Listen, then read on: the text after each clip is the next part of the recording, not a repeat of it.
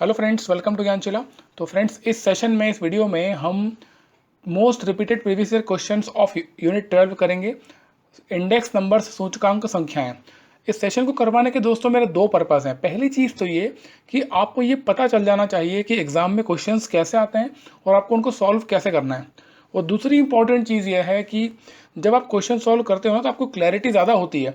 Because हुआ क्या है, जैसे आपने थ्योरी वाला पार्ट पढ़ा होगा तो थ्योरी में हो सकता है आपको उतनी क्लैरिटी ना बन पाई हो। तो इस पर्टिकुलर सेशन में ना हम ज़्यादा से ज़्यादा क्वेश्चन सॉल्व करेंगे और हर एक क्वेश्चन के हर एक ऑप्शन के ऊपर बात करेंगे ताकि हम डिटेल में समझ सकें हर एक कॉन्सेप्ट को। ठीक है, तो मैं कोशिश करूंगा हर क्वेश्चन पर थोड़ा ज़्यादा समय देने के लिए ताकि आपको क्लैरिटी बन जाए इस पर्टिकुलर टॉपिक की, पर्टिकुलर कॉन्सेप्ट की।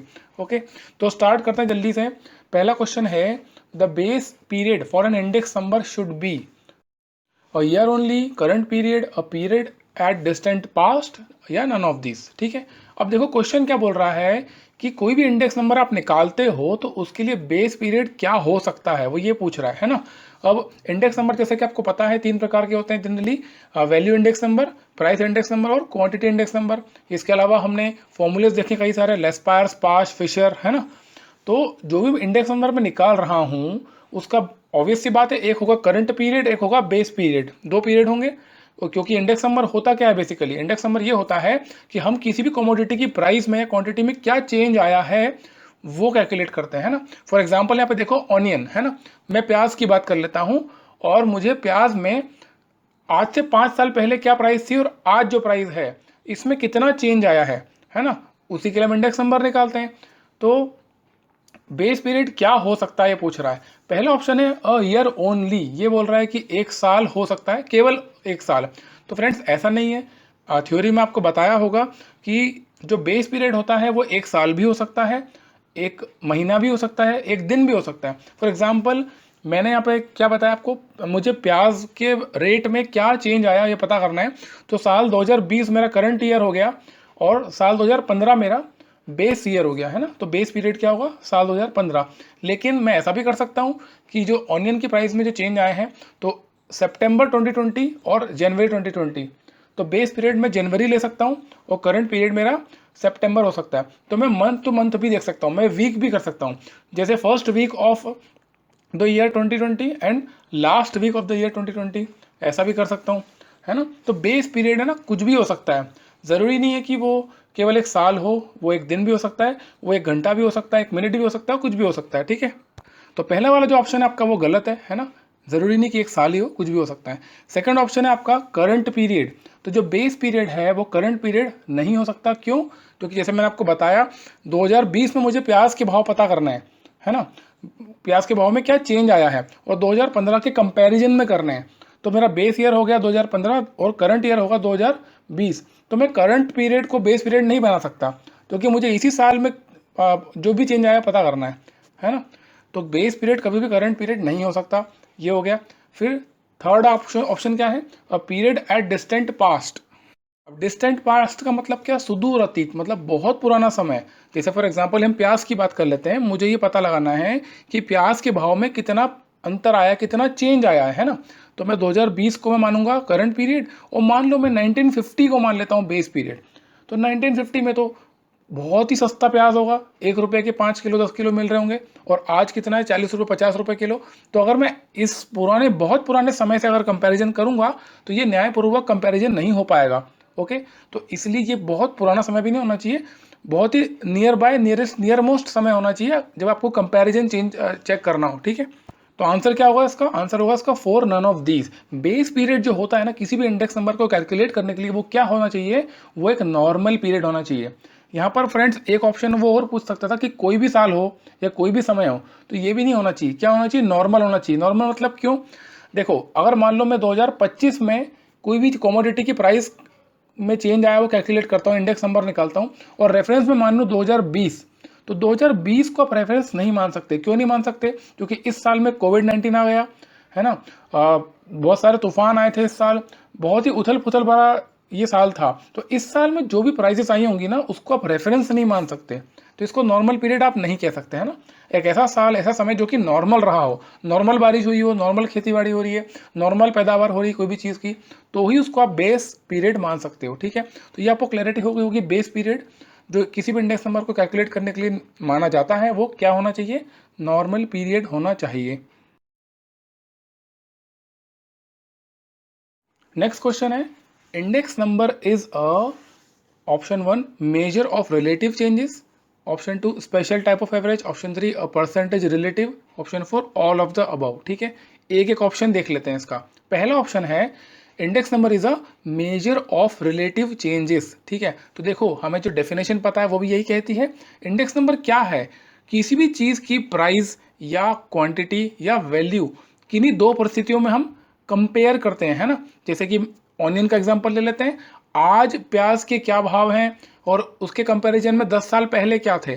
तो मुझे ये पता लगाना है कि 2010 में, साल 2010 में ऑनियन का कितना प्रोडक्शन हुआ पूरे इंडिया में और उसकी प्राइस क्या थी, उसके कंपैरिजन में आज हम देखेंगे कि कितना प्रोडक्शन हुआ और कितनी प्राइस थी।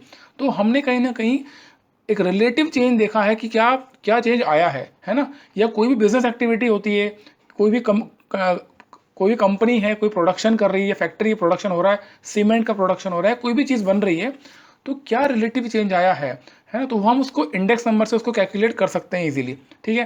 तो ये ऑप्शन बिल्कुल सही है और जो डेफिनेशन है वो भी तो यही है इंडेक्स नंबर की, ठीक। अब सेकंड ऑप्शन क्या है, index number is a special type of average. Friends ये बहुत ही इंपॉर्टेंट चीज़ है, स्पेशल टाइप ऑफ एवरेज। आप ये ना स्टेटमेंट याद रखना, index number is a special type of average. अब ये ना स्पेशल टाइप ऑफ एवरेज क्या होता है, एक तो होता है एवरेज यानी कि औसत, और एक होता है स्पेशल टाइप ऑफ एवरेज। अब देखो सिंपल एवरेज का एग्जांपल क्या है, मान लो एक एग्जांपल ले लेते हैं, एक स्कूल में एक 6th स्टैंडर्ड है और एक 10th स्टैंडर्ड है, दो क्लासेस हैं, दोनों क्लासेस में 50-50 स्टूडेंट्स हैं, 50 स्टूडेंट दोनों क्लास में। मुझे ये पता लगाना है कि 6th स्टैंडर्ड में जो 50 स्टूडेंट्स हैं उनका एवरेज वेट कितना है। तो मैंने एवरेज निकाल लूंगा, सबका वेट ले लूंगा और डिवाइड बाय 50 कर दूंगा, तो ये एवरेज मैंने निकाल लिया, ठीक है। वैसे ही 10th स्टैंडर्ड में कर लूंगा, टोटल मैंने सबका जोड़ लिया और उसका मैंने 50 से भाग लगा दिया, तो उसका एवरेज भी निकल गया। तो ये तो मैंने सिंपल एवरेज निकाला है, सिंपली मैंने एवरेज निकाल के रख दिया। लेकिन होता क्या है, जब आप अलग अलग कोमोडिटीज़ को लेते हो, जैसे कि जब हमारा जो सबसे इंपॉर्टेंट इंडेक्स नंबर होता है CPI, कंज्यूमर प्राइस इंडेक्स, इसको हम कहते हैं कॉस्ट ऑफ लिविंग इंडेक्स। अब ये कॉस्ट ऑफ लिविंग इंडेक्स क्या होता है, जल्दी समझ लो। होता क्या है कि कोई भी एक व्यक्ति, हमारे देश में रहने वाला कोई भी व्यक्ति या कोई परिवार अपने ऊपर कितना खर्च करता है अलग अलग मदों में। जैसे कि आप देखिए, ट्रांसपोर्ट पे अलग खर्चा होता है, रिक्रिएशन कल्चर पे होता है ना। फिर अल्कोहल टोबैको, कोई गुटखा खाता है, शराब पीता है, कोई घर का किराया देता है ना। फिर कोई खाना खाते हैं तो खाने में कई प्रकार की सब्जियां आती है, तो एक बास्केट बनाई जाती है, ठीक है। तो यहाँ पर ना जब आप कंपैरिजन करोगे तो कोई यूनिट नहीं होगी यहाँ पर। जैसे हमने देखा 6th स्टैंडर्ड 10th स्टैंडर्ड में किलोग्राम था, है ना, एवरेज वेट कितना होगा, किलोग्राम में आ रहा है। लेकिन यहाँ पर जब आप कंपैरिजन करोगे तो ये यूनिटलेस होगा। तो इसकी स्पेशलिटी ये है कि यूनिटलेस है, इसीलिए इसको स्पेशल टाइप ऑफ एवरेज कहते हैं। तो यहाँ पर इस क्वेश्चन में हमारा ऑप्शन 1 भी सही है, index number is a measure of relative change, ये भी सही है। और सेकंड वाला ऑप्शन भी सही है, index number is a special type of average. Option 3 क्या है, index number is a percentage relative.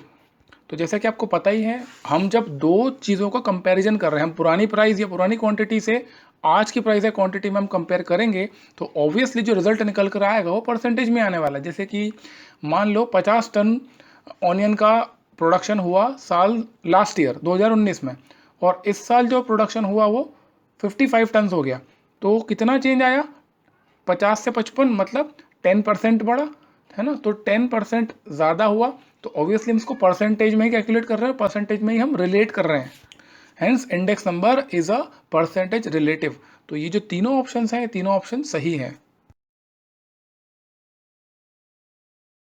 Next question है, the price index as the arithmetic mean of Laspeyres and Paasche indices was given by, है ना। ये जो price index है जिसमें लेस्पायर्स और पास्ट इंडेक्सिस का आप अर्थमेटिक मीन लेते हो, वो कौन सा प्राइस इंडेक्स है। तो ऑप्शन ए 1 है Kelly, Irving Fisher, Marshall Edgeworth, none of this. देखो इसका आंसर क्या है, मार्शल एजवर्थ, ठीक है। क्योंकि अपन ने थ्योरी में पढ़ा है, ये जो मार्शल एजवर्थ मेथड है, जो प्राइस इंडेक्स होता है ये क्या होता है, लेस्पायर्स और पास्ट का अर्थमेटिक मीन होता है ना। और फिशर वाला भी आपने देखा होगा। फिशर क्या होता है, लेस्पायर्स और पाश का ज्योमेट्रिक मीन होता है। ठीक है, आपको थ्योरी में ना ये कैलीज नहीं बताया गया होगा, कैलीज मेथड, वो मैं आपको बता देता हूँ। उसके पहले तो कॉन्सेप्ट समझ लेते हैं। जब भी आप प्राइस इंडेक्स निकाल रहे हो या क्वांटिटी इंडेक्स नंबर निकाल रहे हो, तो आपको दो चीज़ों से डील करना पड़ेगा यहाँ पर। दो चीज़ें क्या हैं, एक तो है प्राइस और दूसरा है क्वांटिटी। ठीक है, प्राइस है, क्वांटिटी है। अब प्राइस भी दो प्रकार की होगी, एक तो हो गई आपकी बेस ईयर की प्राइस और दूसरी हो गई आपकी करंट पीरियड की प्राइस। मैं एग्जांपल ले लेता हूँ आलू का। ठीक है, मान लो मुझे आलू को कंपेयर करना, आलू की प्राइस और प्रोडक्शन कंपेयर करना है, तो 2020 और 2010 लूँगा, बेस पीरियड लूँगा 2010 ईयर, और जो करंट पीरियड लूँगा 2020 लूँगा। ठीक है, तो यहाँ पर जो Q0 है क्वांटिटी है ना, पहले प्राइस देख लेते हैं। प्राइस में दो प्रकार की प्राइस है, P1, तो P1 प्राइस कौन सी है, जो प्राइस आलू की 2020 में है। ठीक है, और वैसे ही P0 क्या होगी, जो प्राइस आलू की 2010 में थी, है ना। वैसे ही क्वांटिटी देख लेते हैं कि क्वांटिटी मतलब कितना प्रोडक्शन 2020 में है, वो हो गया कब Q1, और कितना प्रोडक्शन 2010 में हुआ क्वांटिटी, वो क्वांटिटी हो गई आपकी Q0। तो ये चार चीज़ें आपको लेके चलना है जब भी आप कोई भी इंडेक्स नंबर निकालोगे, और इन चार चीज़ों से सारे फॉर्मूले बन रहे हैं। ठीक है, जैसे पाश में या लेस्पायर्स में या कोई से भी फॉर्मूले में आप देखोगे ये चार चीज़ें होती है।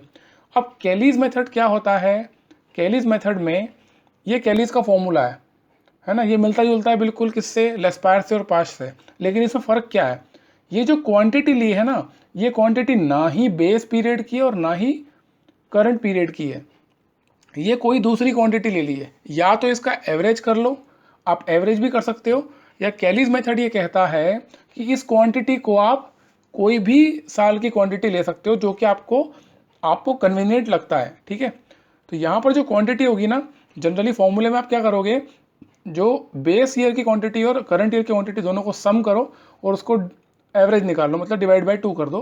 तो ये हो गया आपका कैलीज मेथड, है ना। वैसे चिंता मत करो, अभी जितने भी फॉर्मूलेज इस पर्टिकुलर यूनिट में है, वो सभी के मैं आपको एक न्यूमेरिकल कराऊंगा और सारे के सारे सॉल्व करके बताऊंगा कि कैसे आपको सॉल्व करना है। अगर एग्जाम में क्वेश्चन आता है इसमें से किसी भी कोई भी टॉपिक का, कोई भी इंडाइसिस का क्वेश्चन आता है, न्यूमेरिकल आता है, तो हम सॉल्व कैसे करेंगे हम देखेंगे अभी थोड़ी देर बाद। ठीक है, अभी फॉर्मूला बताना ज़रूरी था बिकॉज ये वाला फॉर्मूला आपको बताया नहीं है शायद। ठीक, तो इसका आंसर क्या होगा, अर्थमेटिक मीन ऑफ लेस्पायर्स और पाश कौन सा होता है, मार्शल एजवर्थ वाला फॉर्मूला होता है। ठीक है ना, इरविन फिशर का क्या होता है, ज्योमेट्रिक मीन होता है लेस्पायर और पाश का, ये ध्यान रखना।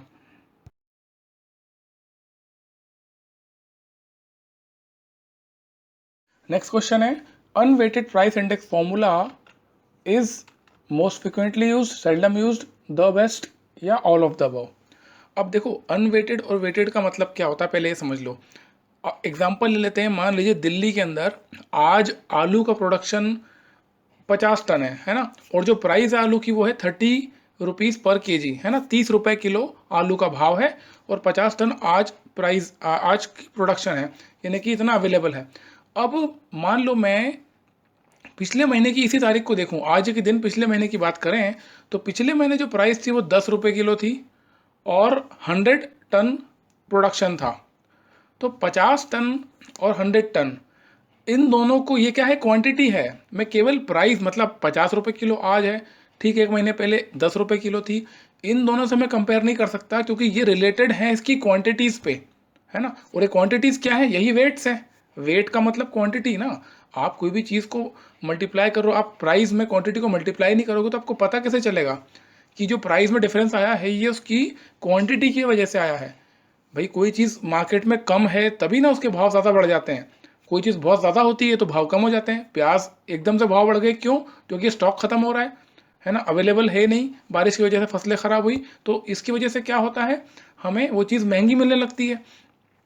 तो ये वेट जो है ना, क्वांटिटीज़ हैं। हम जितने भी इंडेक्स नंबर निकाल रहे हैं, इंडेक्स फॉर्मूला जो हमारे होते हैं, उसमें आपको क्वांटिटी जो होती है, मतलब जो वेट्स हैं, उसको मल्टीप्लाई करना ही पड़ेगा तभी वो एक्यूरेट निकलता है। ठीक है ना, तो सेल्डम यूज़ का मतलब रेयरली यूज़ करना, कभी कभी यूज़ करना। तो अनवेटेड प्राइस इंडेक्स फॉर्मूला जो होता है वो हम कभी कभी यूज़ करते हैं, रेयरली यूज़ करते हैं। तो आंसर आएगा इसका 2, ठीक है ना। मोस्ट फ्रिक्वेंटली यूज़ नहीं करते हैं, मोस्ट फ्रिक्वेंटली कौन सा यूज़ करेंगे, weighted price index formula, weighted होना चाहिए, है ना। अगर मैं कंपेयर कर रहा हूँ आलू की उत्पादन से, मतलब प्राइस को कंपेयर कर रहा हूँ मान लो आज से 1 महीने पहले और आज, तो मुझे उसकी क्वांटिटी को भी कंसीडर करना पड़ेगा, ठीक है। So the answer is second. Next question है, if Laspeyres price index is 324 and Paasche price index is 144, the Fisher's ideal index is, Fisher's ideal index number की वैल्यू क्या होगी। तो ये न्यूमेरिकल है, तो हम पहले फॉर्मूले देख लेते हैं। मैंने आपको सारे फॉर्मूले बता दिए है ना, 4 फॉर्मूले आपको मैडम ने बताए होंगे थ्योरी में, लेस्पायर्स, पास्ट, मार्शल एजवर्थ और फिशर का, और मैंने आपको कैलीज फॉर्मूला बता दिया, ठीक है। तो फिशर आइडियल मेथड का फॉर्मूला क्या होता है, square root of L into P, क्या है, लेस्पायर्स और पास्ट का ज्योमेट्रिक मीन, ज्योमेट्रिक मीन मतलब क्या, दोनों को मल्टीप्लाई करो फिर उसका स्क्वायर रूट कर दो, ठीक। तो यहाँ पर लेस्पायर्स की वैल्यू, एल की वैल्यू क्या है 324 और पास्ट की वैल्यू क्या है 144, दोनों को मल्टीप्लाई करूंगा और दोनों का इसका स्क्वायर रूट कर दूंगा। तो 324 का स्क्वायर रूट कितना होता है 18 और 144 का होता है 12, इन दोनों को मल्टीप्लाई किया आंसर आया 216। तो फिशर्स आइडियल इंडेक्स वैल्यू जो आ गई वो आई है 216, 216, ठीक है। तो ये इस प्रकार का न्यूमेरिकल आ सकता है, कैसे भी पूछ सकता है, उल्टा भी पूछ सकता है वो यहाँ पर फिशर की वैल्यू पूछ लेगा और लेस्पायर की वैल्यू, फिशर की वैल्यू आपको दे देगा, लेस्पायर दे देगा, पास्ट की पूछ लेगा। तो आपको बेसिक सी जानकारी अगर है कि फिशर क्या होता है, लेस्पायर और पास्ट का ज्योमेट्रिक मीन होता है, तो आप बड़ी आसानी से कोई ऐसा क्वेश्चन कर पाओगे, और हार्डली ये 30 सेकंड से 1 मिनट का क्वेश्चन है, ठीक है ना। तो फॉर्मूले ज़रूर अच्छे से देखना, अच्छे से याद कर लेना, हो सकता है आपको याद करने प्रॉब्लम हो, बट बार बार देखो उन फॉर्मूलेज को, रिवीजन करो तो याद हो जाएंगे, ठीक है। तो आंसर इसका क्या है, थर्ड वाला 216। नेक्स्ट क्वेश्चन है, Fisher named the geometric cross formula as an ideal index formula in the year. अब देखो ये भी पूछ लिया कि फिशर ने भाई ज्योमेट्रिक क्रॉस फॉर्मूला मतलब क्या, ज्योमेट्रिक क्रॉस मतलब ये square root of L into P, है ना। ये फॉर्मूले को इसने आइडियल इंडेक्स फॉर्मूला बोला, तो ये कब बोला, कब इसका नामकरण किया, तो इसका आंसर क्या है 1920। अभी शायद थ्योरी में आपने ना पढ़ा हो तो इसको पढ़ लेना है, क्वेश्चन आ चुका है, ठीक है। तो 1920 में Fisher named geometric cross formula as an ideal index formula, है ना। इसको आइडियल क्यों बोलते हैं मैं आपको बताया था थ्योरी में, क्योंकि ये 2 टेस्ट को सेटिस्फाई करता है, फैक्टर रिवर्सल टेस्ट और टाइम रिवर्सल टेस्ट, है ना। इन दोनों टेस्ट को सेटिस्फाई करता है, इसलिए इसको आइडियल इंडेक्स फॉर्मूला बोलते हैं। अब ये 2 प्रकार के टेस्ट है ना, इसके बारे में आपको बता देता हूँ। इसको आपको वैसे तो सिलेबस में नहीं है और आपसे कोई डायरेक्टली पूछेगा भी नहीं, बट फिर भी आपको पता होना चाहिए, जल्दी से समझ लो, बहुत सिंपल ही है। क्योंकि यार ये क्वेश्चन है ना बहुत बार आ चुका है कि फैक्टर रिवर्सल और टाइम रिवर्सल टेस्ट, दोनों टेस्ट को सेटिस्फाई करने वाला कौन सा इंडेक्स फॉर्मूला है, ठीक है ना। तो वो उसका आंसर है फिशर्स। लेकिन ये हमें बेसिक पता होना चाहिए कि क्या होता है, टाइम रिवर्सल टेस्ट क्या होता है, फैक्टर रिवर्सल टेस्ट क्या होता है। तो चलिए जल्दी से देख लेते हैं टाइम रिवर्सल टेस्ट का मतलब क्या। देखो आपको पता है 4 चीज़ें होती है ना, Q1, Q0, P1, P0, ठीक है। मतलब कोई भी इंडेक्स नंबर, इंडेक्स फॉर्मूला मुझे निकालना होगा तो ये 4 चीज़ें मेरे पास होना चाहिए, बेस ईयर की क्वांटिटी, बेस ईयर की प्राइस, करंट ईयर की क्वांटिटी और करंट ईयर की प्राइस, है ना। अब इनको यूज़ करके मान लो मैं इंडेक्स नंबर निकालता हूँ, उसको कहते हैं, वो आया P01, है ना, वो इंडेक्स नंबर आया P01। इन चारों को यूज़ करके टाइम रिवर्सल का मतलब क्या हुआ कि मैंने क्या किया, जो मेरी बेस ईयर की क्वांटिटी थी उसको मैंने करंट ईयर की क्वांटिटी बना दिया, और जो मेरे करंट ईयर की क्वांटिटी थी उसको मैंने बेस ईयर की बना दिया, मतलब मैंने इंटरचेंज कर दिया बेसिकली, है ना। और वही काम मैंने प्राइस के साथ भी किया, मैंने जो बेस ईयर की मेरी प्राइस थी उसको मैंने करंट ईयर की प्राइस बना दिया, और मैंने करंट ईयर की प्राइस को बेस ईयर की प्राइस बना दिया, है ना। मतलब मैंने टाइम को इंटरचेंज कर दिया बेसिकली। और उसके बाद जो मेरे पास P1, Q1 और P0, Q0 की वैल्यू थी, उससे मैंने नया इंडेक्स नंबर निकाला। तो जब भी मैं ऐसा करूँगा जो मैंने आपको बताया अभी, तो जो नया इंडेक्स नंबर आएगा ना वो पुराने वाले का रेसिप्रोकल होगा, मतलब उसकी वैल्यू क्या आएगी 1/P01, है ना। पुराने वाले की क्या थी P01, पुराना इंडेक्स नंबर जो आया था P01, जब मैंने बेस ईयर की, करंट ईयर की प्राइस जो थी वो रखी, लेकिन जब मैंने इनको टाइम को इंटरचेंज कर दिया तो नया वाला जो इंडेक्स नंबर आएगा वो कहलाता है 1/P01। तो ये होता है टाइम रिवर्सल टेस्ट। और जो फिशर्स इंडेक्स नंबर जो होता है ना वो इस टेस्ट को सेटिस्फाई करता है, ठीक है ना। ये क्वेश्चन बहुत बार आया है तो इसको ध्यान रखना। एक बार देख भी लेते हैं कि ये कैसे सेटिस्फाई कर रहा है ना। जो मैं आपको कॉन्सेप्ट बताया है टाइम रिवर्सल टेस्ट का, उसको यहाँ अप्लाई करते हैं, है ना। ये फिशर्स फॉर्मूला है ना। इस फॉर्मूले में मैंने क्या बताया आपको, Q0 को Q1 कर दूंगा, तो ये Q0 इसको मैंने Q1 कर दिया, इसको भी Q1 कर दिया, और फिर ये आपको Q1 को मैं क्या कर दूंगा, इसको Q0 कर देता हूँ, इसको भी Q0 कर देता हूँ। फिर P1 को P0 करूँगा, तो ये P1 को करा P0 और P0 को करा P1, फिर P1 को P0 और P0 को करा P1। तो अगर अब आप इसको ध्यान से देखोगे ना, इस नए वाले फॉर्मूले को जब हमने चेंजेस कर दिए उसके बाद ये जो फॉर्मूला है ना, पुराने वाले फॉर्मूले का रेसिप्रोकल हो गया, उल्टा हो गया। और जो टाइम रिवर्सल टेस्ट है वो भी तो यही कहता है कि अगर आपने ये वैल्यूज़ को इंटरचेंज कर दिया तो उसके बाद जो नया फॉर्मूला आएगा वो उसका रेसिप्रोकल हो जाएगा पुराने वाले का। इसीलिए जो फिशर्स आइडियल फॉर्मूला है ना, वो इसको सेटिस्फाई करता है, टाइम रिवर्सल टेस्ट को सेटिस्फाई करता है। तो मुझे उम्मीद है आपको ये कॉन्सेप्ट समझ में आया है कि सेटिस्फाई क्यों करता है और टाइम रिवर्सल टेस्ट क्या होता है। ठीक है, next question, index numbers measure dash change in a variable और अ ग्रुप ऑफ वेरिएबल्स। ठीक है, अगर आपको फ्रेंड्स इंडेक्स नंबर की डेफिनेशन क्लियर है ना यहाँ पे, तो इस क्वेश्चन को आप सॉल्व कर पाओगे। इंडेक्स नंबर क्या होते हैं, क्या मेजर करते हैं, वो एब्सोल्यूट, देखो दो प्रकार के आप चेंजेस लेके आते हो, एक होता है आपका एब्सोल्यूट, दूसरा होता है रिलेटिव चेंज, है ना। एक एब्सोल्यूट चेंज होता है, दूसरा रिलेटिव चेंज होता है। अब ये दोनों क्या होते हैं पहले एग्जांपल से समझ लेते हैं हम। देखो मान लो कि मुझे पोटैटो की, आलू के भाव में क्या चेंज आया है पिछले एक साल में, ये पता करना है। तो साल 2020 में मान लो पोटैटो का रेट है 25 रुपये किलो, ठीक है ना, 25 रुपये किलो साल 2020 में है। 2019 में वो रेट था 20 रुपीज़ पर के जी, 20 रुपये किलो। अब 25 माइनस 20 ये आया 5, ये आया 5। तो ये 5 जो है ना, ये एब्सोल्यूट चेंज है ना। मतलब कि आज की price, current price minus base year की प्राइस मैंने करी, तो यह है आपका एब्सोल्यूट चेंज 5। लेकिन यही चेंज जो है 5 डिवाइडेड बाय मैंने बेस प्राइस कर दिया 20 और इनटू 100 कर दिया, तो ये क्या हो जाएगा, इसको सॉल्व करेंगे तो ये हो जाएगा 25%। तो ये आपका हो गया रिलेटिव चेंज। अंतर समझ में आया? एब्सोल्यूट चेंज और रिलेटिव चेंज में क्या फ़र्क है? एब्सोल्यूट चेंज मतलब आपने पुरानी प्राइस और आज की प्राइस का डिफरेंस निकाल दिया बस, लेकिन आपने डिफरेंस निकालने के बाद पुरानी प्राइस से उसको डिवाइड किया और 100 से मल्टीप्लाई कर दिया, तो ये आपका परसेंटेज में आ गया, इसको कहते हैं रिलेटिव चेंज। ठीक है, तो इंडेक्स नंबर जो होते हैं ना, वो हमेशा रिलेटिव चेंज को मेजर करते हैं किसी भी वेरिएबल का या ग्रुप ऑफ वेरिएबल्स का। ठीक है, तो आंसर्स का आएगा बी, ये आप ध्यान रखना, क्योंकि अगर आपको इंडेक्स नंबर की डेफिनेशन क्लियर नहीं है ना फ्रेंड्स, तो ये क्वेश्चन को आप सॉल्व भी नहीं कर पाओगे, गलत कर दोगे, या आप 3 पे टिक कर दोगे बोथ ए एंड बी, है ना। तो ये काम नहीं करना अपने को। जो इंडेक्स नंबर होता है वो क्या मेजर करता है, रिलेटिव चेंज मेजर करता है। ठीक,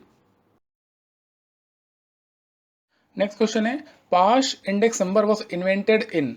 ठीक है, तो आपको थ्योरी में ये पढ़ाया होगा, थोड़ा डिटेल में बताया होगा, तो आप है ना जो पीडीएफ क्लास नोट्स है उनको भी अच्छे से पढ़ना, बिकॉज ये लोग क्वेश्चन में ये भी पूछ लेते हैं कि कौन सा इंडेक्स नंबर कब इन्वेंट हुआ, मतलब छोटी छोटी डिटेलिंग है देखो, पर ये पूछ लेते हैं, तो आपको जानकारी होना चाहिए। सीधे आपके 2 नंबर पके हुए हैं ये। ओके, तो अपन ने देखा होगा थ्योरी में पाश इंडेक्स नंबर, ये क्या है, price index number. This method was device by German statistician पाश इन 1874। ठीक है, तो इसका आंसर क्या हो जाएगा, 1874।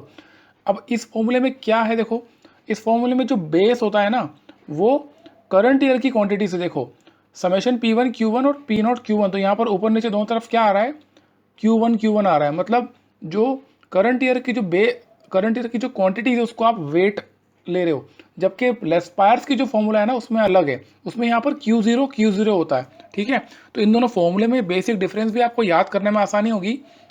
जब आप फॉर्मूला अप्लाई करोगे तो पास में क्या होता है, summation P1 Q1 divide by summation P0 Q1, जबकि देखो ये लेस्पायर्स में क्या होगा, समेशन P1 Q0, यहाँ पर Q0 हो गया। ठीक है ना, तो इसमें जो क्वांटिटीज़ होगी वो बेस ईयर की क्वांटिटीज़ होगी, उसको हम बेस मान के चल रहे हैं। ठीक है, जबकि पास्ट में क्या होगा, करंट ईयर की क्वांटिटीज़ लेते हैं। तो ये बेसिक डिफरेंस है। और दूसरी चीज़, लेस्पायर्स मेथड जो डिवाइस की थी लेस्पायर्स, वो कब की थी, 1871 में, ये भी पूछ सकता है वो। ठीक है, तो अपना इसका आंसर क्या, लेस्पायर्स का 1871 है, और पास्ट का जो फॉर्मूला है वो डिवाइस किया गया था 1874 में, ये चीज़ आप ध्यान रखिएगा। नेक्स्ट क्वेश्चन है most preferred type of average for index number. देखो 3 प्रकार के एवरेज होते हैं, अर्थमेटिक मीन, ज्योमेट्रिक मीन और हार्मोनिक मीन, है ना। लेकिन इंडेक्स नंबर कैलकुलेट करने के लिए आप सबसे ज़्यादा कौन से एवरेज को प्रेफर करोगे? आपको थ्योरी में बताया होगा, इसका आंसर है ज्योमेट्रिक मीन। ठीक है, ज्योमेट्रिक मीन जो होता है उसको हम सबसे ज़्यादा प्रेफर करते हैं जब हम इंडेक्स नंबर को कैलकुलेट करते हैं। अगर ज्योमेट्रिक मीन नहीं निकालना तो उसके बाद नंबर आता है अर्थमेटिक मीन का, और सबसे जो कम है, लीस्ट प्रेफरेबल जो होता है वो होता है हार्मोनिक मीन। ओके, तो ज्योमेट्रिक मीन सबसे ज़्यादा प्रेफर करते हैं, और इसका रीज़न क्या है, ये कभी भी नेगेटिव नहीं होता, है ना। ज्योमेट्रिक मीन क्या होता है, 2 नंबर है मान लो ए और बी, इनका मुझे ज्योमेट्रिक मीन निकालना, तो मैं क्या करूँगा, स्क्वायर रूट ऑफ ए और बी, तो ये होगा आपको ज्योमेट्रिक मीन। और ज्योमेट्रिक मीन जो होता है ना वो सबसे ज़्यादा एक्यूरेट रिजल्ट देता है as compared to other averages, है ना, as compared to arithmetic mean and harmonic mean. So geometric mean is the most preferred average. तो जब भी हम कोई सा भी इंडेक्स नंबर कैलकुलेट करते हैं, निकालते हैं, तो हम उसमें ज्योमेट्रिक मीन को यूज़ करना ही प्रेफर करते हैं। ओके, और इसीलिए आप देखोगे जो फिशर्स आइडियल मेथड है, फिशर्स आइडियल इंडेक्स नंबर होता है, उसमें ज्योमेट्रिक मीन ही करते हैं हम एल और पी का, क्योंकि वो सबसे ज़्यादा एक्यूरेट होता है और इसीलिए उसको आइडियल इंडेक्स नंबर कहा जाता है, and hence it is considered as one of the most accurate index number. Okay, so इसका आंसर होगा सेकेंड वाला। Next question, which of the following statement is correct about index numbers, है ना, index number के बारे में इनमें से कौन कौन सी स्टेटमेंट सही है? पहला स्टेटमेंट है it helps in policy formulation. तो देखो फ्रेंड्स, ये बहुत इंपॉर्टेंट है। इंडेक्स नंबर मतलब क्या, जैसे मैंने आपको बताया कॉस्ट ऑफ लिविंग इंडेक्स या कंज्यूमर प्राइस इंडेक्स, ये क्यों निकालते हैं? ये हम देखते हैं कि देश में जितने लोग रहते हैं वो कैसे खरीदते हैं, क्या खरीदते हैं, कितना कहाँ पे खर्च करते हैं। तो एक्चुअली गवर्नमेंट को पॉलिसी बनानी होती है। गवर्नमेंट के पास पैसा है, गवर्नमेंट को खर्च करना है, कहीं शिक्षा पे, कहीं चिकित्सा पे, है ना, कभी इंडस्ट्रीज़ में, तो अलग अलग जगह सरकारों को खर्च करना होता है। सरकारों को सब्सिडी भी देना होती है, गैस की टंकी पे सब्सिडी मिलती है, पेट्रोल पे मिलती है, डीजल पे मिलती है, इसके अलावा कई सारी चीज़ों पे आपको सब्सिडी मिलती है। कुछ चीज़ें फ्री ऑफ कॉस्ट देना पड़ती है, जैसे कि मान लीजिए कहीं गरीब हैं, बिलो पॉवर्टी लाइन है, तो कितना देना है और कितने लोगों को देना है, तो ये तय आप कैसे करोगे? तो इंडेक्स नंबर बहुत ही इंपॉर्टेंट रोल प्ले करता है आपको ये बताने के लिए, गवर्नमेंट को ये बताने के लिए कि उनकी पॉलिसी कैसी होना चाहिए। मतलब जो इनकम गवर्नमेंट करती है, जो पैसा गवर्नमेंट के पास है, उस गवर्नमेंट को खर्च कैसे करे और कहाँ करे। ये इंडेक्स नंबर जो होते हैं एक प्रकार के इंडिकेटर्स होते हैं, तो ये काफ़ी हेल्प करते हैं आपको बताने में कि आपकी पॉलिसी फॉर्मुलेशन कैसी होना चाहिए, आपको कहाँ पर कितना खर्च करना है। देश में बेरोजगारी है तो मिनिमम वेज कितनी होना चाहिए कि एक प्रॉपर लिविंग कोई व्यक्ति प्रॉपर तरीके से रह सके, उसका सुबह शाम एक प्रॉपर डाइट उसको मिले, है ना। तो उसकी क्या होना चाहिए, मिनिमम इनकम क्या होना चाहिए, वेजेस, प्रोडक्शन, एम्प्लॉयमेंट, इन सब चीज़ों के बारे में, जो भी प्रोडक्शन हो रहा है पूरे देश भर में, तो किस पे कितना खर्च होना चाहिए, ये सब चीज़ें जो है ना, इंडिकेटर बहुत ज़रूरी है इसके लिए। गवर्नमेंट को कैसे पता चलेगा इतने बड़े देश में कि कहाँ पे क्या हो रहा है? तो एक इंडिकेटर जैसे कि इंडेक्स नंबर निकल के आता है, वहाँ से काफ़ी हेल्प मिलती है गवर्नमेंट को अपनी पॉलिसी फॉर्मुलेशन में। तो ये तो करेक्ट है स्टेटमेंट, ठीक है, वो हेल्प करता है, फर्स्ट सही है। सेकंड स्टेटमेंट क्या है, index numbers act as economic barometers. अब बैरोमीटर क्या होता है, एयर प्रेशर को गॉज करने के लिए, एयर प्रेशर जो होता है उसको नापने के लिए जो इंस्ट्रूमेंट होता है, साइंटिफिक इंस्ट्रूमेंट, उसको बैरोमीटर कहते हैं। तो वैसे ही अर्थव्यवस्था को नापने के लिए, अर्थव्यवस्था की हालत कैसी है, देश में महंगाई ज़्यादा है, इन्फ्लेशन है, डिफ्लेशन है, डिप्रेशन है, क्या चल रहा है, उसको एग्जैक्टली समझने के लिए इंडेक्स नंबर्स का यूज़ किया जाता है। जैसे देश भर में एग्रीकल्चरल एक्टिविटीज़ होती है, तो एग्रीकल्चर एक्टिविटीज़ कैसी हो रही है, क्या प्रोडक्शन हो रहा है, कितना प्रोडक्शन हो रहा है, किसानों को उनके हक का मिल रहा है या नहीं मिल रहा है ना। फिर जो प्रोडक्शन हो रहा है वो इंडस्ट्रीज़ में जाता है, तो इंडस्ट्रीज़ कैसा परफॉर्म कर रही है, इंडस्ट्रीज़ का जो कॉस्ट ऑफ प्रोडक्शन है वो कैसा है, कितना है, और वो जो प्रोडक्शन हो रहा है वो क्या प्रॉपर प्राइस में लोगों को मिल रहा है। तो ये सब चीज़ें जो होती है ना, ये विदाउट सर्वे या विदाउट कैलकुलेटिंग इंडेक्स नंबर आपको नहीं पता लग सकता। इतने बड़े देश में आपको सर्वे करना होगा, डेटा कलेक्शन करना होगा, और उसके बाद में फिर आप इंडेक्स नंबर्स बनाते हो, इंडिकेटर्स बनाते हो, जिससे कि आप ये कैलकुलेट कर पाओ कि देश की अर्थव्यवस्था किस दिशा में जा रही है। तो ये बहुत ही इंपॉर्टेंट रोल प्ले करता है, इसलिए इसको कहते हैं इकोनॉमिक बैरोमीटर। थर्ड है it helps to measure the purchasing power. ये बहुत इंपॉर्टेंट पॉइंट है कि भाई देश में क्या होता है, अलग अलग राज्य हैं, अलग अलग तरह के लोग हैं, किसी की परचेसिंग पावर ज़्यादा है, कोई ज़्यादा खरीद सकता है, कोई गरीब है तो कम खरीद सकता है। तो गवर्नमेंट को इंडिकेटर से या इंडेक्स नंबर से ये पता चलता है कि एक एवरेज व्यक्ति की परचेसिंग पावर कैसी है, और जैसी परचेसिंग पावर होगी उसके अकॉर्डिंग गवर्नमेंट अपनी पॉलिसीज़ को बना सकती है, अपनी योजनाओं को बना सकती है, नई नई प्रकार की योजनाएं ला सकती है, ठीक है ना। जो टैक्सेस होते हैं गवर्नमेंट के, तो टैक्स कितना लगाना है, जैसे कि 5% इनकम टैक्स, 5 लाख तक का आपको एग्जेम्पशन है इनकम टैक्स पे, है ना, फिर 10 लाख तक पे आपको 10% देना है। तो इस प्रकार से गवर्नमेंट कैसे तय करती है कि इतने इतने लाख तक इतना % टैक्स लगेगा, फिर इतने पे इतना लगेगा। जीएसटी जो है वो मोस्टली जो कमोडिटीज़ उस पर 18% लगता है ना। और जो छोटे व्यापारी हैं, ऐसी चीज़ें जो डेली कंजम्पशन वाली, उस पर 5% लगता है। अगर आप रेस्टोरेंट में जाओ, वहाँ पर आप एसी में बैठ के खाना खा रहे हो, तो वो एसी वाले रेस्टोरेंट को 18% देना होगा, है ना। तो गवर्नमेंट ने तय कैसे किया, 18% पे कैसे आई गवर्नमेंट, 5%। तो ये जो नंबर है कहाँ से लेके आई है, ये कैलकुलेशन से आता है, इंडेक्स नंबर से आता है। जब आप सर्वे करते हो लार्ज स्केल पे और वहाँ से जब इंडेक्स नंबर कैलकुलेट करते हो, तो गवर्नमेंट को एक अनुमान लगता है कि इतना हमें चार्ज करना चाहिए। गवर्नमेंट को पता चलता है कि पब्लिक की, जो आम जनता है, उनकी परचेजिंग पावर कितनी है ना, उसे खरीदने की, खर्च करने की क्षमता कैसी है, उसके बेसिस पे ही हम टैक्स लगा सकते हैं या कोई पॉलिसी बना सकते हैं। तो तीनों ही ऑप्शन सही है इसके, है ना। तो इसका जो तीनों स्टेटमेंट सही है, तो आंसर जो उसका होगा ऑल ऑफ द अबव, ठीक है। तो कोशिश ये करना, जैसे मैंने ये जो क्वेश्चन लिया ना, इसका रीज़न ये था कि इसमें इंडेक्स नंबर के बारे में आपको बहुत कुछ पता चल रहा है, ठीक है। और उम्मीद करता हूँ बहुत हद तक आपको क्लैरिटी बन गई होगी इंडेक्स नंबर क्या होता है। ओके, चलो नेक्स्ट क्वेश्चन देखते हैं।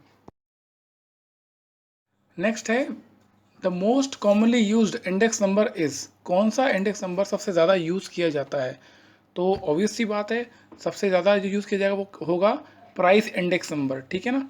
Value index number, quantity index number, price index, 3 प्रकार के इंडेक्स नंबर होते हैं। इसमें सबसे ज़्यादा यूज़ किया जाने वाला इंडेक्स नंबर होता है प्राइस इंडेक्स नंबर।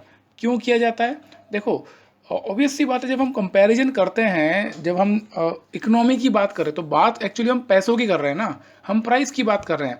गवर्नमेंट को कुछ सब्सिडी देना है, या पब्लिक की परचेजिंग पावर क्या है, तो वो हर चीज़ में प्राइस इन्वॉल्व है, पैसा इन्वॉल्व है। इसका मतलब ये बिल्कुल नहीं कि क्वांटिटी की वैल्यू नहीं है भाई, ऑब्वियस सी बात है। मतलब मुझे मान लो ये पता लगाना है कि आलू के प्राइसेस में पिछले 1 साल में क्या डिफरेंस आया है, तो मुझे ये भी पता लगाना पड़ेगा कि क्वांटिटी कितनी थी, मतलब कि लास्ट ईयर प्रोडक्शन कितना हुआ, कितना आलू हुआ, और अभी कितना है, तो उसमें भी अंतर मुझे पता लगाना पड़ेगा। बट मोर और लेस जो प्रोमिनेंट फैक्टर होता है वो प्राइस ही होता है, बिकॉज हमें प्राइस से ही डील करना होता है। तो इसलिए सबसे ज़्यादा जो इंडेक्स नंबर यूज़ किया जाता है वो है price index number. Next question, which index satisfies time reversal test, ठीक है। तो मैं आपको बता ही चुका हूँ ये वाला, केवल ये फिशर्स आइडियल इंडेक्स जो है ये आइडियल इंडेक्स नंबर होता है, और यही टाइम रिवर्सल और फैक्टर रिवर्सल को सेटिस्फाई करता है ना। मैंने आपको पूरा कॉन्सेप्ट समझा दिया है अभी कि क्या होता है फिशर, क्यों इसको सेटिस्फाई करता है, और ये टेस्ट क्या होता है, ठीक है। तो इसका आंसर क्या होगा, third, Fisher and ideal index satisfies time reversal test, और केवल ये एकमात्र इंडेक्स नंबर है जो इस टेस्ट को सेटिस्फाई करता है। नेक्स्ट क्वेश्चन है, न्यूमेरिकल कर लेते हैं। और न्यूमेरिकल में जितने भी फॉर्मूले हैं ना, वो सारे के सारे हम देखेंगे कि फॉर्मूलेस को यूज़ कैसे करना है। तो अगर एग्जाम में आपके न्यूमेरिकल आता है, तो उस न्यूमेरिकल को आपको सॉल्व कैसे करना है इस पर्टिकुलर यूनिट से, है ना। तो देखो, मैंने ये एक कमोडिटी ली है, और एक टेबल में हम जितने भी हमारे इंडेक्स नंबर्स हैं, जितने फॉर्मूलेज उनको यूज़ करेंगे, जैसे Paasche index, Laspeyres index, Fisher's ideal index, Kelly index और मार्शल एजवर्थ, है ना।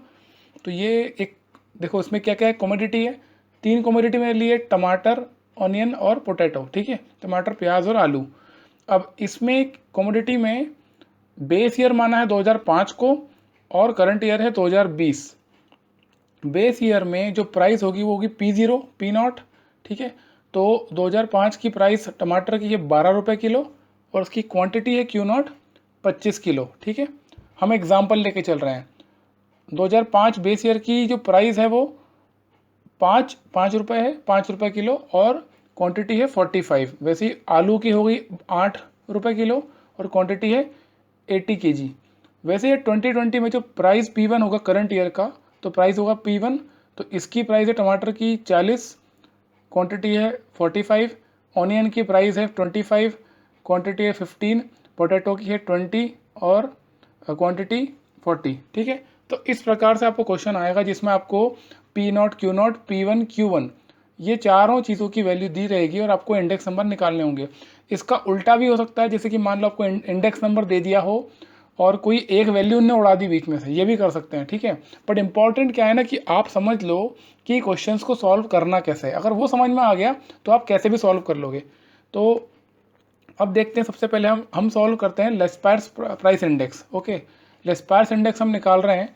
तो देखो टेबल में हमें क्या करा, लेस्पायर्स का फॉर्मूला क्या होता है वैसे, लेस्पायर्स का फॉर्मूला होता है summation P1 Q0 divide by summation P0 Q0। यहाँ पर जो बेस होता है ना वो बेस ईयर की क्वांटिटी होता है। देखो Q0 ऊपर भी आ रहा है, Q0 नीचे भी आ रहा है।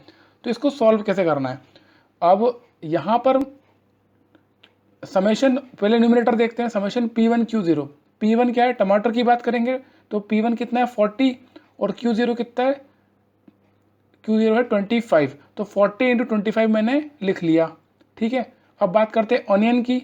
ऑनियन की प्राइस कितनी है करंट ईयर की 25 है और क्वांटिटी कितनी है बेस ईयर की 45 है ना। तो 25 इंटू 45 में लिख लिया, ठीक है। वैसे ही पोटैटो की बात करूं तो करंट ईयर की प्राइस कितनी है 20 और बेस ईयर की क्वांटिटी कितनी है 80। तो 20 इंटू 80 मैंने लिख लिया। ये मेरा न्यूमरेटर का काम हो गया। समेशन का मतलब क्या, तीनों का ऐड ही किया ना, तो ये मेरा न्यूमरेटर आ गया। अब डिनोमिनेटर की बात कर लेते हैं, ठीक है। तो वहाँ पर क्या है P0 Q0। P0 मतलब क्या, प्राइस ऑफ बेस ईयर। तो टमाटर की प्राइस कितनी थी 12 रुपये, तो और क्वांटिटी थी 25 किलो। तो 12 इंटू 25 ये आ गया, ठीक है। वैसे ही P0 Q0 ऑनियन का कितना हो जाएगा 5 इंटू 45 ये आ गया। और पोटैटो आलू का हो गया 8 इंटू 80 है ना। P0 Q0 8 इंटू 80 ये मल्टीप्लाई बाय 100। इसको आप सॉल्व करोगे तो ये आंसर आएगा 319। तो लेस्पायर्स प्राइस इंडेक्स इस पर्टिकुलर टेबल का आया 319 अप्रॉक्सीमेटली आएगा। और आप भी इसको सॉल्व करके देख लेना, ऊपर नीचे थोड़ा हो सकता है पॉइंट में, बट मेरा पर्पज़ है आपको समझाना, आपको समझ में आना चाहिए कि इसको सॉल्व कैसे किया अपन ने, ठीक है। तो ये निकल आया आपका लेस्पायर्स प्राइस इंडेक्स।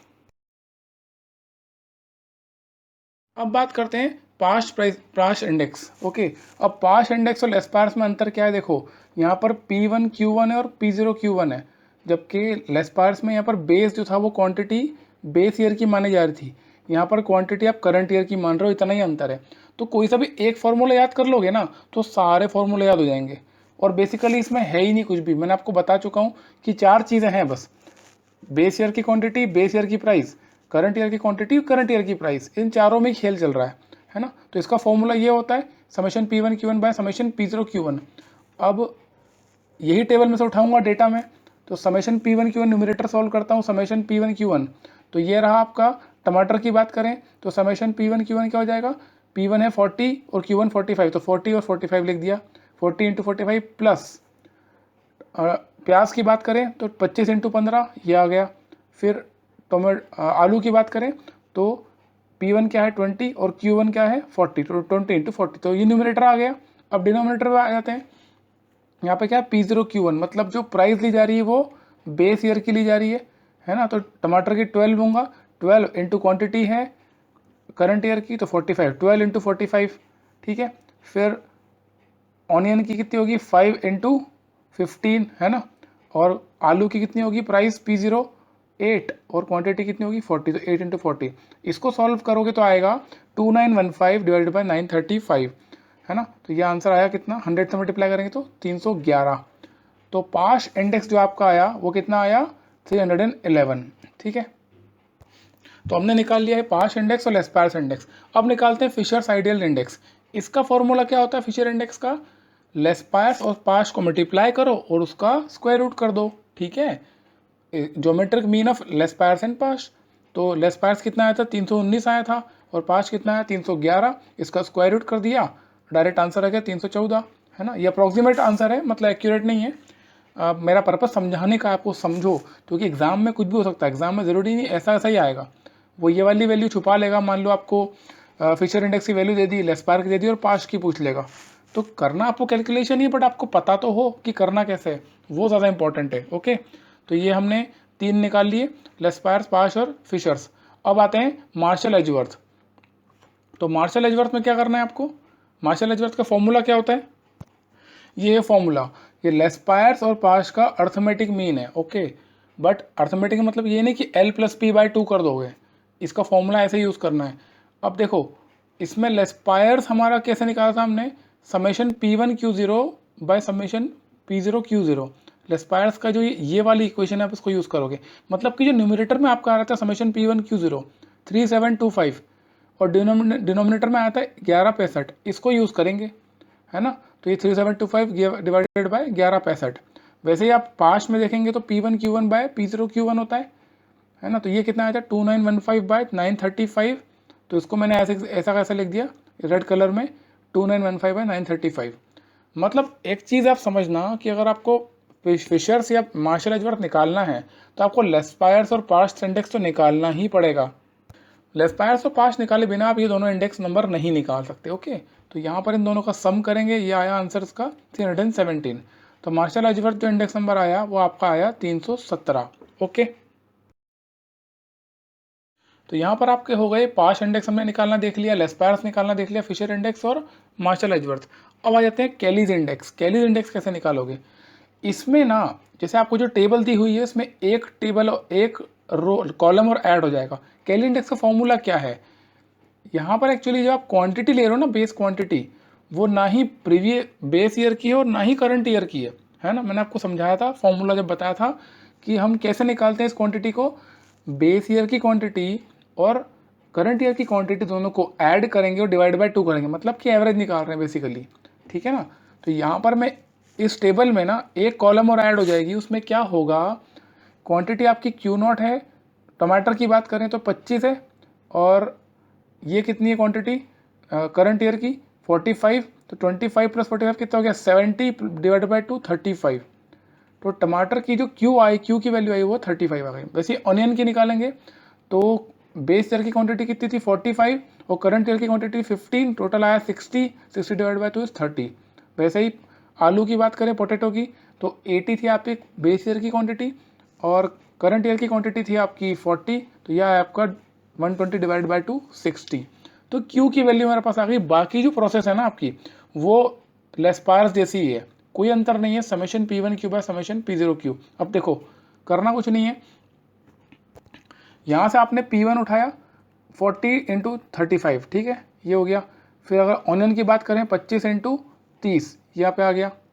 फिर आलू की बात करें 20 × 60, ये लिख लिया, ठीक है। क्वांटिटी तो क्यू की वैल्यू चलेगी ऊपर नीचे। वैसे ही डिनोमिनेटर में क्या हो जाएगा, बेस ईयर की प्राइस 12 × 35 है ना, प्लस 5 × 30 प्लस 8 × 60। बस इसको सॉल्व करो 3350 बाय 1200। तो जो आपका कैलीज इंडेक्स नंबर आया वो आया है 279। ठीक, तो इस प्रकार से ना आपको सारे इंडेक्स नंबर निकालना आना चाहिए। है कुछ भी नहीं फ्रेंड्स, ये है ना फॉर्मूले यूज़ करने का आपको आना चाहिए, फॉर्मूले पता होना चाहिए। बेसिकली आपने फॉर्मूले पता कर लिए और आपको बेस समझ में आ गया कि 4 चीज़ें यूज़ करनी है आपको, प्राइस और क्वांटिटी, बेस ईयर की और करंट ईयर की। ये अगर आपको समझ में आ गया तो आप कोई सा भी न्यूमेरिकल इस पर्टिकुलर यूनिट से सॉल्व कर लोगे। बस थ्योरी में एक चीज़ ध्यान रखना कि जिससे जितने क्वेश्चन मैंने बताए हैं वो, और जो थ्योरी उधर अपन ने पढ़ी है इसके पहले जो थ्योरी वाला पार्ट पढ़ा है उन वीडियो को बार बार देखना, क्योंकि क्या होगा ना उसी के अंदर से क्वेश्चन बनेगा और हो सकता है आपने इसको कंसंट्रेशन से नहीं देखा और आप उसको मिस कर जाओ। तो ये कोशिश पूरी करना कि इसको आप रिपीट करो, बार बार वीडियोस को देखना और जो PDF नोट्स हैं उनको देखते रिवाइज करते रहो, बिकॉज रिविजन बहुत इंपॉर्टेंट है ना। अपन ने इस पर्टिकुलर यूनिट से कवर किया है ना फ्रेंड्स, उसमें से पॉसिबली क्वेश्चन आ जाएगा और हो सकता है आपने रिवीजन ना किया हो और आप स्किप कर जाओ क्वेश्चन या आप क्वेश्चन गलत सॉल्व करके आओ। ठीक है, तो ये कोशिश करना कि ज़्यादा से ज़्यादा रिपीट करो, जो आपको आता है ना वो बहुत अच्छे से आना चाहिए और मेरा विश्वास करो उसमें से क्वेश्चन आपका बन जाएगा। हाँ, और न्यूमेरिकल को लेकर के एक इंपॉर्टेंट चीज़ बोल देता हूँ कि न्यूमेरिकल जब सॉल्व करो ना तो यार थोड़े लेंदी होते हैं न्यूमेरिकली, कैलकुलेशन बेस्ड होते हैं, तो कैलकुलेशन मिस्टेक मत करना, क्योंकि आपको टाइम की प्रॉब्लम बिल्कुल नहीं आने वाली है। आपको 2 घंटे मिलेंगे 100 क्वेश्चंस करने के लिए, जिसमें से 50 to 60 क्वेश्चंस थ्योरी वाले होने वाले हैं। तो थ्योरी का मतलब क्वेश्चन तो ऐसा होगा कि आप पढ़ के समझ में आ जाएगा कि आ रहा है कि नहीं आ रहा है। ठीक है, तो टाइम जो क्वांट में प्रॉब्लम आती है ना टाइम की, वो प्रॉब्लम यहाँ नहीं आने वाली है आपको। तो क्वेश्चंस को एक्यूरेटली सॉल्व करना, जितने क्वेश्चन सॉल्व करो अच्छे से करना बस।